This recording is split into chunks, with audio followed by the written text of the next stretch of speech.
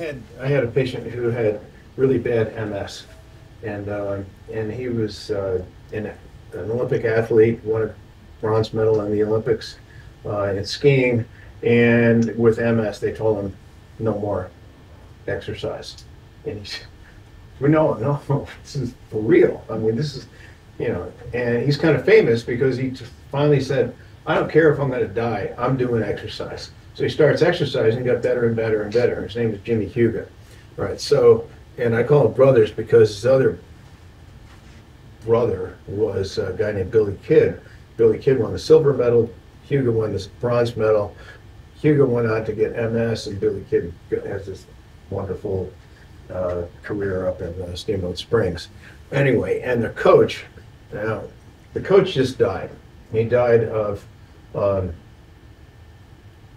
dementia. He probably died of, I mean, he was 85, He did well. He had a fall about a month and a half before he died.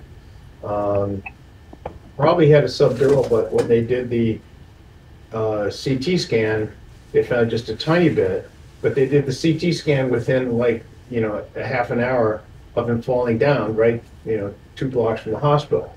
So when you get the CT scan too early, there's not enough time for the blood to leak in there, and then, 2 days later, he couldn't even answer any questions about anything, couldn't even stand up. This is a guy who was walking around, this is in Vail, Colorado, he tripped on the cobblestones. So anyway, so then he goes to rehab hospital, did really well, came home, was dancing with his wife, and went to sleep and didn't wake up. So he wasn't really a coach, he was really a doc for the team. Anyway, we're just going to blow through the next couple of pictures. That's Jimmy Huga, and that's him in the '64 Olympics. Next picture, and that's Billy Kidd and Jimmy Huga, years later. It's kind of a touching thing. Huga had such bad MS. One day he said to me, "Hey, Doc, I got about 5 days to go. I can't swallow. I have pneumonia. We're not treating them." So I did kind of a tricky brain stimulation, like TDCS. Have you heard of that? You know what I'm talking about? Anyway, it's just DC current. You put the DC current on the scalp. It actually runs through the brain, and you can pick up.